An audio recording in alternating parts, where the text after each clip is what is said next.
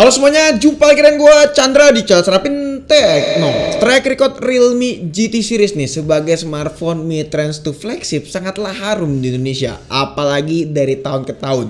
Walaupun yang sebelumnya itu sempat vakum, tapi Realme GT series kembali dengan GT6 nih teman-teman. Smartphone yang ditunggu-tunggu oleh kebanyakan Realme user. Nah, sekarang di depan kita ini udah ada Realme GT7, smartphone dengan julukan flagship killer di tahun 2025. Apakah benar demikian? Smartphone ini bisa dikatakan sebagai julukan tersebut. Kalau kita lihat dari segi spesifikasinya, memang smartphone ini sangatlah mendominasi teman-teman dan menggoda, apalagi punya potensi yang kuat untuk menjadi smartphone flagship killer tahun ini. Cuman kalau ngomongin flagship killer, konteksnya itu akan selalu ke performance. Sementara kalau lo beli HP, ya jelas smartphone itu bukan cuma dipakai performance-nya doang teman-teman. Pasti kebutuhan lain kayak misalkan layar, terus juga experience kamera, fitur-fitur ataupun AI-nya. Nah, di video kali ini kita bakalan bahas dan bedah si Realme GT7 ini juga untuk di semua aspek. Kita lihat yang paling basic terlebih dahulu, yaitu desainnya, yang dimana implementasi Realme GT dari seri ke serinya itu memanglah sangat konsisten, menawarkan desain yang klasik dan mudah juga untuk diterima sama masyarakat kita. Looksnya itu nggak neko-neko, apalagi nggak terlalu too much untuk seukuran smartphone yang menjual performance centric. Nah, bobotnya sendiri sih smartphone ini tergolong berat ya, dan standar aja sebenarnya di angka 200 graman. Nah, soal speaker dia udah dua ya pastinya, atas bawah, dan gua nggak expect kalau misalkan audionya punya profile yang lebih condong ke high gitu teman-teman. Speaker kayak gini sih cocok buat aktivitas gaming ataupun nonton film pastinya. Sama halnya kayak misalkan kita bahas soal layarnya juga nih, yang dimana ukurannya sendiri sih udah rata kanan menurut gua, dan menggunakan desain yang flat. Yap, buat kalian flat lovers bakalan full senyum, karena memang DNA sebuah smartphone gaming harus menggunakan layar yang flat kayak gini. Experience-nya sih udah jelas, warnanya akurat, hitamnya juga pekat, karakter panelnya juga udah mantap nih untuk nikmatin konten. Penggunaan outdoor juga bisa dikatakan cukup lah, karena memang untuk tingkat brightness-nya bisa di-adjust yang cukup tinggi nih teman-teman, dan masih terlihat cukup jelas buat animasi ataupun visual yang ditampilkan dari si layar HP ini. Kebutuhan game yang paling krusial adalah responsivitas. Ini yang paling penting nih teman-teman untuk sebuah smartphone dengan julukan flagship killer. Saat kita gunakan nge-game, terutama game FPS, rasa layar nih HP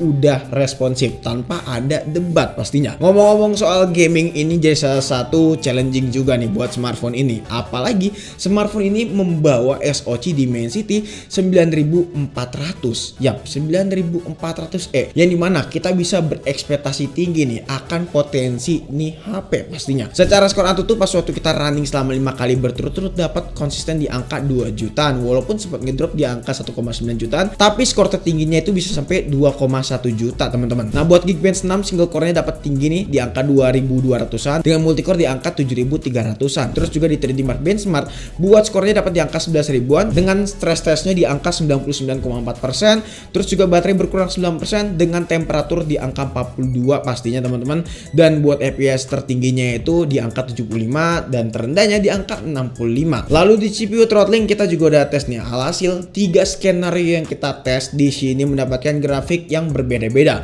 dari 30 menit, 45 menit dan juga 60 menit. Yang dimana kalau kalian perhatikan di 30 dan 45 menit di sini grafiknya cukup drop ya teman-teman, alias warna merahnya cukup konsisten di pertengahan tes, apalagi di 30 menit nih, yang dimana stability-nya tuh benar-benar kurang. Lalu di 60 menit lain cerita nih, lain cerita dalam artian grafiknya oke, tapi temperaturnya tinggi, temperaturnya bisa nyentuh di angka 44 derajat Celcius. Namun walaupun begini, kita bisa lihat ya potensi smartphone ini memang ada sedikit throttling, tapi kalau kita lihat secara temperatur masih tergolong adem. Dan yang bikin gokilnya lagi, untuk masalah temperatur itu disebar ke seluruh body smartphone ini. Ini sih bagus banget nih dengan temperatur yang kayak begini, karena memang kita bisa menjaga si komponen yang ada di dalam smartphone ini pastinya. Sekarang langsung kita ke gaming test aja nih. Kita mulai dari Honor of Kings. Di sini settingannya Max Ultra, FPS-nya sih 120 nih, stabil mampus teman-teman. Dan di sini baterai berkurang 8% selama 30 menit bermain dengan temperatur yang masih adem di angka 40 derajat Celcius aja. Terus juga Mobile Legends Bang Bang settingannya ultra, FPS sih udah jelas 120 juga. Di sini buat temperatur juga nggak panas nih, di angka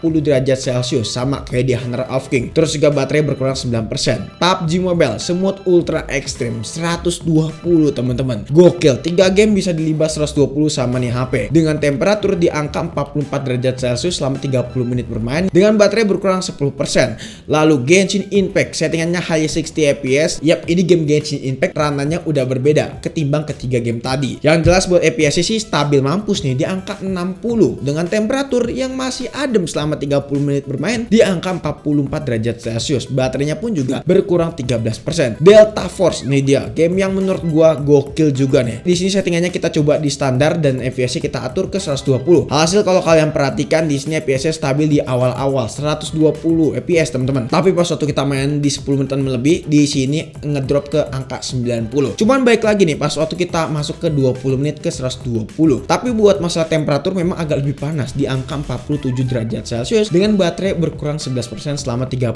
menit bermain. Kita coba game yang terakhir yaitu game terkutuk alias teman-teman. Nah, di sini buat settingannya max hex ya teman-temannya, alias settingan rata kanan dari HP ini. Tapi nyatanya gue nggak expect kalau game ini cuma mentok di 60 fps. Ini sih gokil ya teman-teman, bukan gokil. Emang keren ini gamenya. Game nggak layak buat dimainin sih kalau menurut gue. Apalagi di HP flagship ini ya bukan kasihan sama HP-nya, gue lebih kasihan sama gamenya yang nggak ada improve sampai sekarang. Hasilnya begini, FPS cuma dapat di 60 doang. Alright, kita udah bisa lihat nih kalau misalnya performance smartphone ini memang sekenceng itu. Dibarengin dengan stabilisasi temperatur yang oke, efisien banget nih, apalagi disebar ke seluruh body. Tapi yang jelas memang smartphone ini berpotensi buat bersaing banget nih, buat di harga yang harapan gua sih nggak sampai 10 juta teman-teman, jangan sampai 10 juta lah. Tapi yang jelas kalau misalnya harganya di bawah 10 juta atau enggak di bawah 8 juta ya mungkin bakalan menarik banget. Intinya udah kita lihat kalau misalnya smartphone ini tuh udah mantep di sektor gaming. Nah, untuk masalah baterai juga demikian nih, kapasitasnya 7000 mAh dengan fast charging 120 watt pastinya. Dan pas waktu kita tes baterai stress test Antutu ya teman-teman, di sini mendapatkan durasi waktu 5 jam 16 detik, yang artinya kita tes dari 100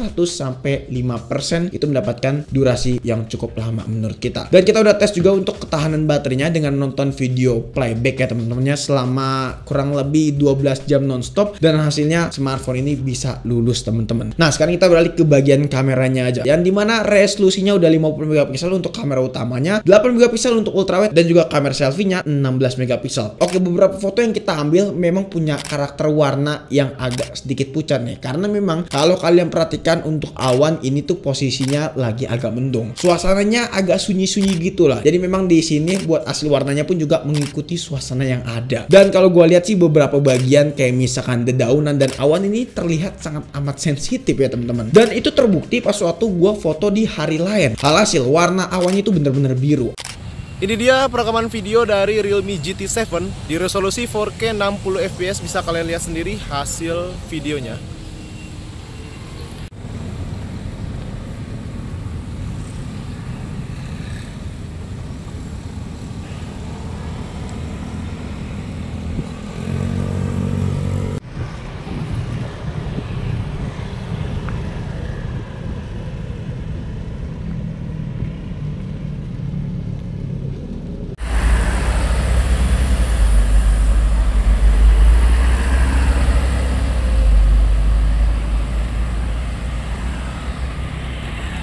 Tapi so far untuk masalah kamera gue nggak terlalu komplain banyak. Paling dari segi warnanya aja yang memang terlalu kontras dan juga pop up banget. Nah, buat masalah AI-nya sendiri sih gue seneng ya, karena memang ada improvement nih, yang dimana di sini buat AI Eraser 2.0 punya potensi yang oke banget nih teman-teman. Apalagi ini dari smartphone BBK Group, yang dimana kita bisa hapus objek orang dengan sangat rapi nih teman-teman. Jadi kalau misalnya ada objek yang mengganggu tinggal dihapus aja, dan itu cuman one tap aja teman-teman. Terus juga ada AI Tools 2.0, ini ngebantu banget buat produktivitas pastinya, apalagi buat copy file, copy foto dari internet buat ditaruh di galeri, ini tuh enak banget. tinggal di slide aja itu udah beres. Sama satu lagi yaitu AI Plan, yang dimana kita bisa ngeplan jadwal yang kita lihat di layar dengan cara di tap aja bagian belakangnya. Jadi kalau misalnya lu ada janji sama temen atau enggak ngelihat sebuah poster dan itu adalah konser yang udah lo incer teman-teman, lu tinggal tap aja bagian belakang. Ini sih instan banget menurut gua. Terus juga ada AI Gaming Coach teman-teman. Basically sih ini kita bisa analisis kemenangan dan kekalahannya, karena di bagian sebelah kiri atas nanti bakal ada possibility kemenangan serta ada AI Coach nih teman-teman, yang tadi gue udah bilang. Dan ini AI sih sebenarnya lebih ke seru-seruan aja sih, kayak misalnya nanti lo bisa ganti-ganti suaranya, entah itu suara Just No Limit atau enggak suara yang lainnya, lu bisa pakai tuh. Oke, Realme GT7 ini punya potensi yang begitu kuat, apalagi posisi smartphone ini sebagai GT series, yang dimana notabene dan namanya itu sangatlah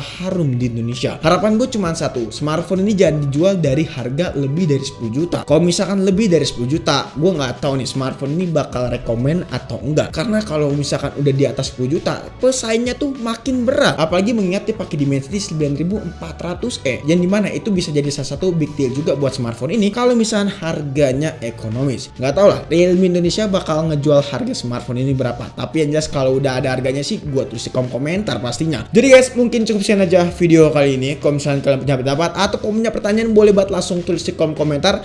Pengen nanya secara privat juga boleh banget langsung DM di Instagram kita di @rapidtechno. Pengen join ke komunitas kita, boleh banget langsung klik link yang ada di deskripsi. Chandra pamit, sampai jumpa di video selanjutnya. Until next time, goodbye.